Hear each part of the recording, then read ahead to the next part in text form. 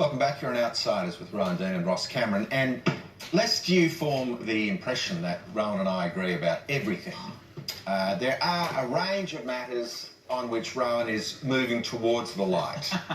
And we think it's important for us to feel free to air our disagreements and or differences of nuance, of slant, of interpretation. That's why Proverbs says there is much wisdom in many counsellors. And we want to hear different views and opinions. And I want to put one to you tonight, in which I suspect I'm in a minority with our beloved deplorable audience, where my impulse may not be in the majority, but I adhere to it. Think why? Nonetheless. And that is the question of what do we do with China, as was so beautifully rendered. I think it was a Telstra ad with a bloke and his son in a beautiful blue combi, and his son was asking him, I think, about the Great Wall of China. But anyway. Oh, yeah, that was a great, the little boy. A great ad. You were a great ad, man. Yeah, great ad. Very good ad. But look, I just want to, I want to begin with just the factual reference that we've had an announcement of policy from the Australian Labor Party, which I regard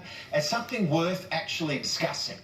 I mean, Labor's new policy on gender, right? I want to give as little of my limited brain space as possible to that subject. But I'm happy to apply thought and to expose to criticism, ideas, support, detractors. The next Labor government will not deal with China purely through the prism of worst-case assumptions about its long-term ambitions, Mr. Shorten said. Preemptively framing China as a strategic threat isn't a sufficient response to its role and increasing influence in our region. So I wanted to ask my co-host, Rowan, is China a strategic threat to Australia? Of course it is. Okay. Yeah. What evidence do you rely upon? Because it is not a democracy, it is a totalitarian communist dictatorship. Therefore, by definition, absolute power will corrupt somewhere down the line. Maybe it already has. And we must always approach, any democracy must approach a non-democracy with caution. You'd be silly not to. Well, I think... I didn't say you only approach with that attitude. With caution. I don't find us in disagreement. Yeah, good. Supposed to be in disagreement. That's the point. But I think that Shorten is throwing down the gauntlet. Labor under Mark Latham looked at a significant change of direction, and Latham didn't survive. We had on Sky News, indeed, Sharri Markson lit up the phones at Sky when she invited former Senator Sam Dastyari onto her show. But look, I just want to put the alternative view to you. And I go back to Rome in 60 AD, towards the end of the Republic, where the joint was in chaos and there were riots and people getting murdered and arson taking place and a general loss of control. Julius Caesar could see that these two very dominant figures, he was the junior of the three, in Crassus, who was the richest guy in Rome, and Pompey, who was then the preeminent general, and they were engaged in a massive rivalry. And Julius Caesar had the genius thought, he said, look, I just think if the three of us work together, we could achieve a great deal more than tearing each other down.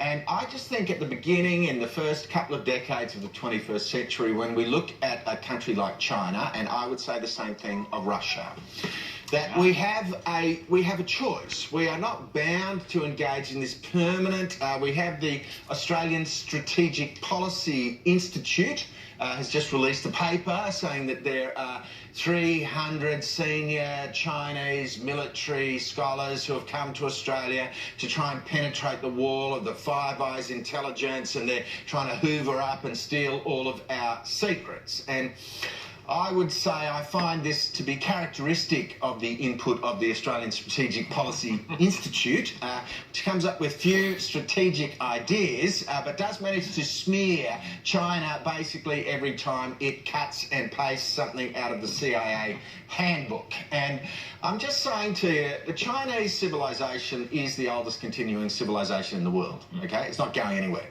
1.4 billion people, it's got about a sixth of the world's population. All of them are studying English. If you go to the Disneyland in Shanghai on any typical morning of the week, you'll see 20,000 black-haired, slanty-eyed, yellow-skinned Chinese desperate to get into Disneyland because they like and enjoy and are embracing many aspects of Western culture. We find the Chinese to be Australia's single most important trading partner.